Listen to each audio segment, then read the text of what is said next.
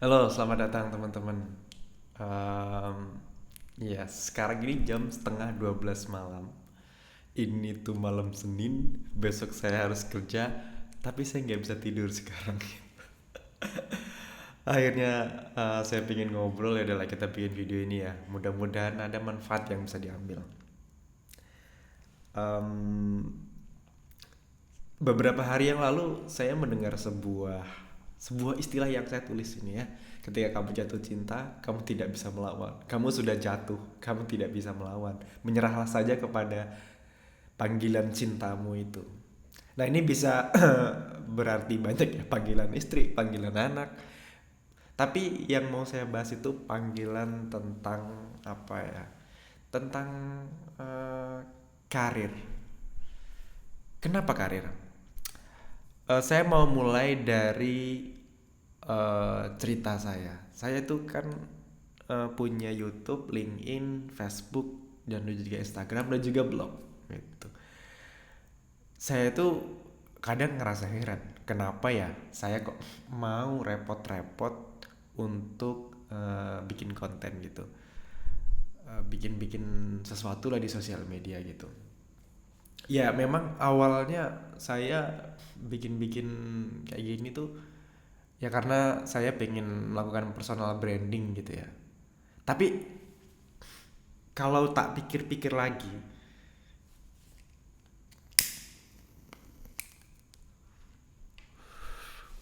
kalau saya pikir-pikir, ngerjain semua ini tuh benar-benar capek teman-teman.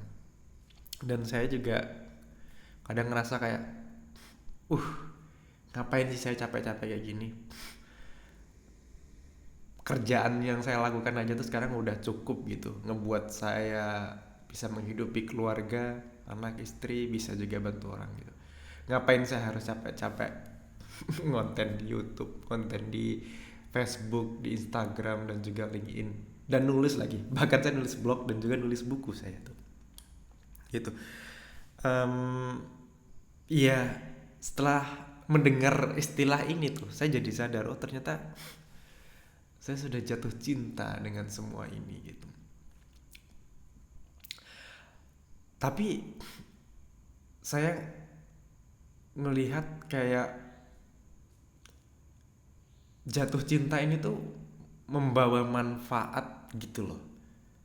I mean, eh, kayak saya bikin konten itu ya yang manfaat pertama saya sendiri ya, saya jadi belajar gitu, jadi banyak belajar, jadi kenal orang baru gitu, jadi dapat opportunity baru gitu ya, kayak peluang baru.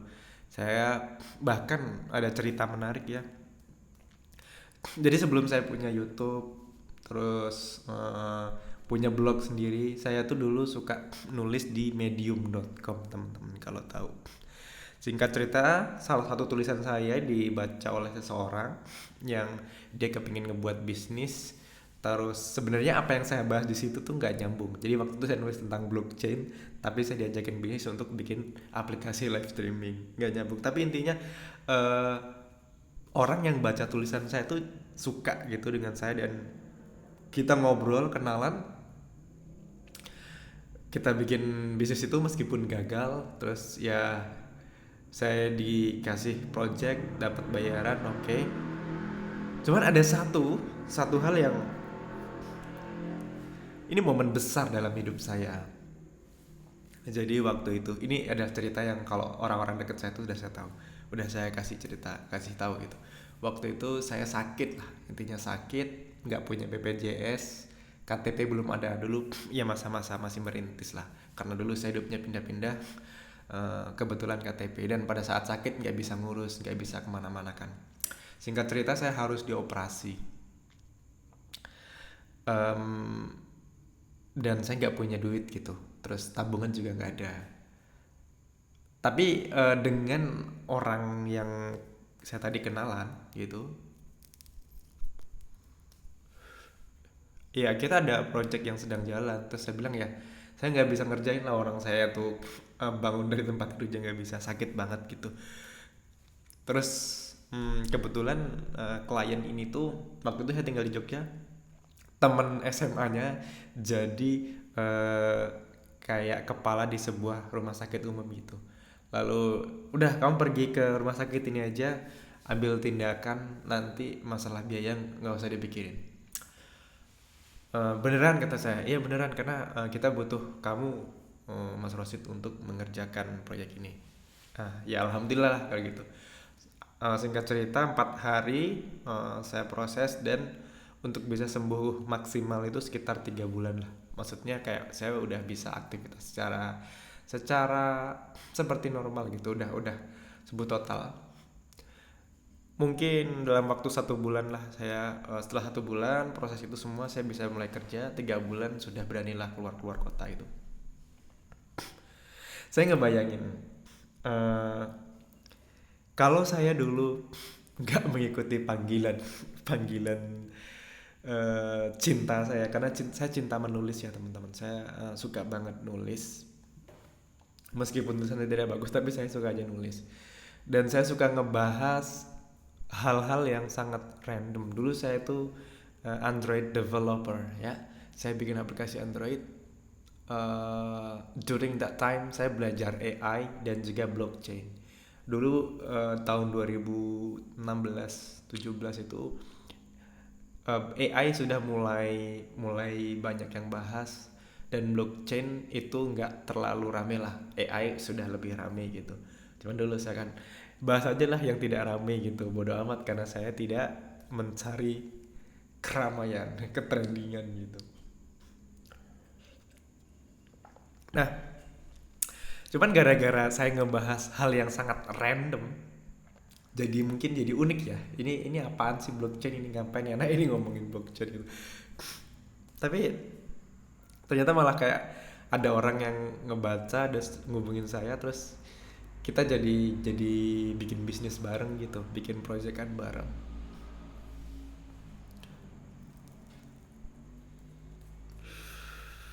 Saya itu yakin teman-teman, saya itu yakin eh,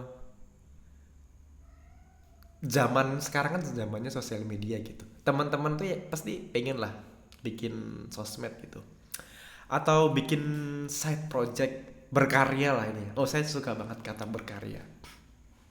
Kebanyakan dari kita tuh suka pengen lah berkarya gitu. Kayak kita tuh sebenarnya cinta gitu, tapi kadang-kadang kita tuh dihantui sama sama pikiran-pikiran yang itu datangnya dari luar, orang luar, maksudnya di luar pengetahuan kita. Maksud saya begini, sebagai contoh, kamu sekarang kerja kantoran gitu ya, berangkat pagi pulang sore, punya mimpi pengen kerja remote, tapi eh, nanti nyari kerja remote itu susah loh. Sekarang itu susah, kamu harus bisa ini, kamu loh bahasa Inggrisnya aja pas-pasan, atau kamu gak bisa bahasa Inggris, kamu laptopnya kentang, dan segala macam. Itu bisa datang dari pikiran anda sendiri atau dari orang sekitar anda gitu. Nah, fakta menarik ya. Nih, orang-orang yang suka meremehkan kita kayak, ah, you're not going to be able to do it, right? Kamu gak bakal bisa melakukan itu, gitu. Orang yang ngomong kayak gitu itu, maafnya ngomong nih ya, orang yang kere. Kalau kamu ketemu sama pengusaha, kamu ngobrol sama pekerja remote, terus kamu pengen kerja remote, that's good, go for it. Do you need help? This is action item for you. This is what you need to do. Kamu belajar bahasa Inggris, begini caranya. Ini ada akun sosial media ini yang ngebahas bahasa Inggris. Kayak kamu dikasih tahu jalannya gitu. Itu orang, kalau kamu ngobrol sama orang yang sudah kerja remote. Coba sama orang yang jualan bakso gitu. Udahlah, kamu tuh ngapain kerja remote? Mending kamu tuh beli ini aja deh. Beli gerobak jualan bakso kayak saya tahu. Iya. Jadi ya kadang-kadang pergaulan kita itu tuh membatasi mindset kita atau kepercayaan kita. Nah, kalau temen-temen tuh pengen gitu ya, misalnya wah pengen jadi content creator. Kalau kalian ketemu sama content creator lain, bakal dikasih tahu, oh sekarang itu caranya begini begini begini. Oh lihat deh, ini sih, ini tuh dia cuman modal HP kentang doang, bisa ini bisa itu dan segala macam. Jadi dibukain jalannya gitu. Makanya kalau teman-teman pengen melakukan sesuatu gitu ya, ada panggilan cinta, ada panggilan cinta. Itu jangan takut sebelum teman-teman tuh punya knowledge untuk eksekusi itu, untuk melayani panggilan cinta itu. Dan memang nggak mudah ya. Nah ini satu topik yang saya juga pengen bahas. Ketika kita ini punya sebuah mimpi, apalagi mimpi kita itu besar, siap-siap aja hidup kita ini ya, hidupmu nih teman-teman nih, kalau sudah pengen melakukan sesuatu, hidupmu bakal tambah sulit, nggak tambah mudah gitu. Bener deh. Teman-teman nih, misalnya, oh sekarang saya kerja kantoran gitu, saya pengen kerja remote.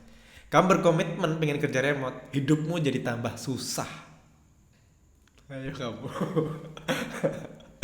Gimana coba? Malah saya takut-takutin. Tapi kenyataannya gitu.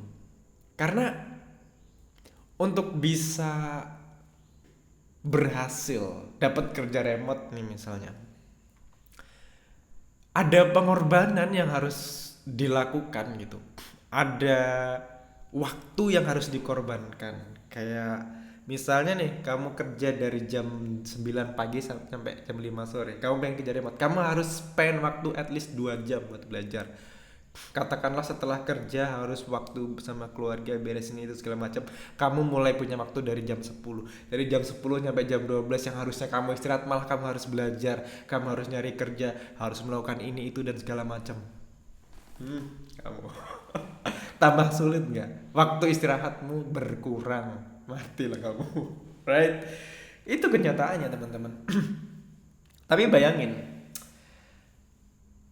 ketika ketika kamu sudah melewati masa sulit itu tadi, saya yakin kalau kita berusaha itu, entah kapan itu pasti tercapai lah. Masalah rezeki kan memang bukan urusan kita. Urusan kita itu adalah masalah berusaha, dan pasti berakhir dengan apa ya, usaha kita tuh dapat hasil gitu.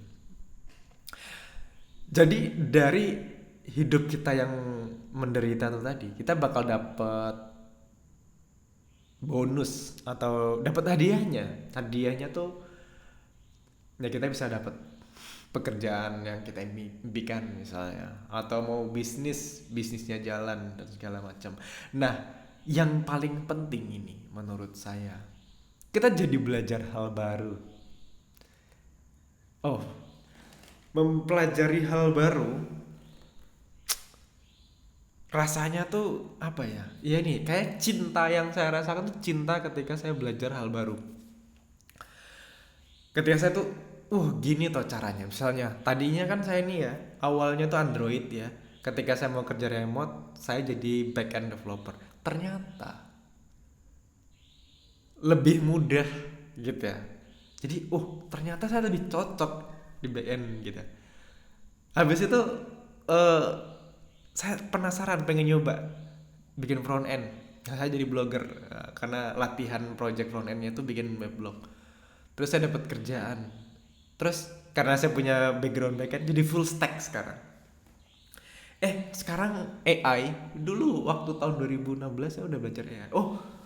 Ternyata saya suka AI gitu. Dan sekarang jadi AI engineer. Nah, semua itu tuh didapatkan karena keinginan untuk belajar tidak berhenti, teman-teman.